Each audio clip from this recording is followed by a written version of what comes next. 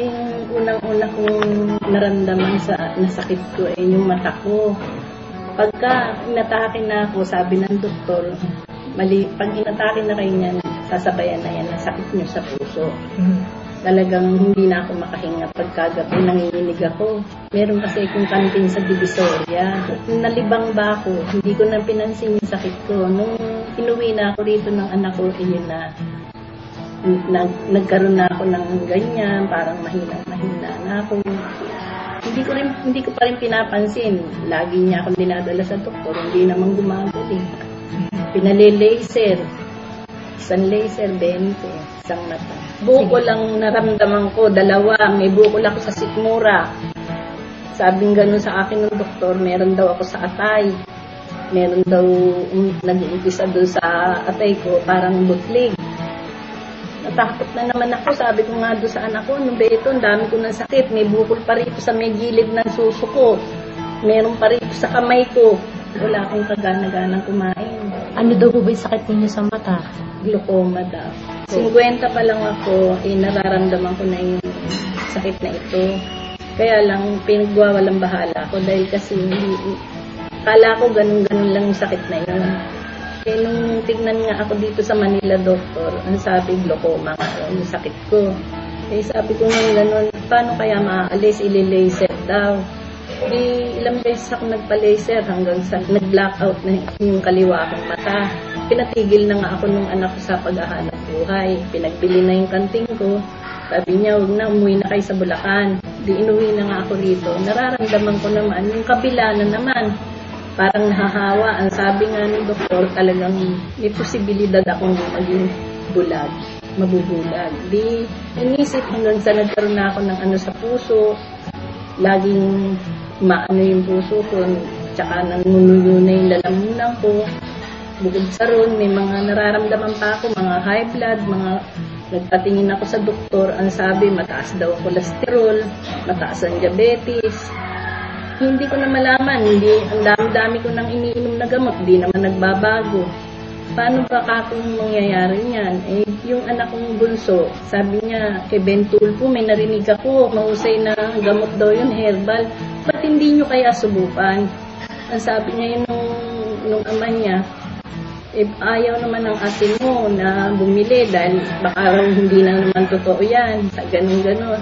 O sige, sabi ganun ng daddy, ibili mo kami, palihim. Huwag mo munang sabihin sa ate mo dahil ayaw nilang maniwala. Di ang ginawa nga namin, nagpabili kami, pinatakbo namin yung bunso ko doon. Sabi doon, 2 basito raw ang inumin mo, daddy. Sabi nga nun, ikaw rin, mami. Hindi pa namin nakakatatlong araw, may naramdaman na kami. Parang nagbabago na, nawala na yung lagabog ng dibdib ko. Tapos nawala rin yung ano ng mata ko, yung kulaba ba, yung parang merong mga nararamdaman ako doon sa loob, masakit. Yun na nga, sabi nung anak ko dito, bakit kaya yata malakas na kayo? Sabi gano'n. Ano ba iniinom nyo? Yung herbal ni Kare Herrera, sabi kong gano'n. Yung nagpabili kayo? Oo. Kasi sabi mo, ayaw mong maniwala Febrero pa kami nag-umpisa ng pagtitake niyan. Ayan, hanggang sa ngayon, umiinom pa rin kami. Yan na lang iniinom namin. Inalist na namin yun sa mga doktor. Nung mag-take ako niyan, ako, ang sarap na ng tulog ko. Tapos nawala na pati mga bukol. Dito lang nga lumakas ang loob ko. Biro mo, inalis ko lahat yung mga laser, inalis ko lahat yung mga gamot ng doktor. Ito na lang ang aming inaasahan talaga. Sabi ng mister ko, huwag mo na lang kami bili ng gamot na iba. Ito na lang herbal ni Kare. Sabi niya ganun sa bakit ba? Ano ba ang nararamdaman niyo? Buti, sabi nung ama niya, o sige, mag-take din kayo mag-asawa. Subukan niyo kasi marami ring masasakit sa kanila. Ay, ayaw namin, ang pait-pait niyan. Sabing ganun. Dahil tinanong kami kung anong lasa, mapait talaga. Pero gagaling kayo. Nag-take na rin sila. Kaya may energy.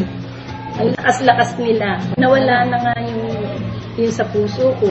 Wala na ako nararamdaman.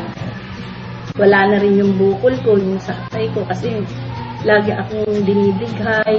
Parang kumain lang ako, meron akong nararamdaman dito sa sikmura ako. Lagi akong may kabag. Ngayon, wala na lahat yun. Wala na akong nararamdaman. Hindi na ako nahihilo. Ano yung mga hindi mo nagagawa dati na ngayon, activities mo nagagawa? Ay, nakakapanahin na ako. Dati, hindi ako makalabas. At nakakapag-ano ko ng washing. Akong kasi yung washing namin, ayaw pag-gamit na edit sa mga inday dahil baka masira. Masaya na ako. Sabi ko nga doon sa anak ko, kahit wala akong perang binibigay kayo, masaya ako. Sabi ko ganun. Kasi wala akong nararamdaman sakit. Talagang wala na. Eto, Kaya dati hindi ko to nagagawa. Ngayon, ayan, nakakapagtahi na ako. Nakakabasa pa ako ng pocketbook. Sabi ni Edith, baka raw ako magbinat. Huwag daw akong manahi ng manahi.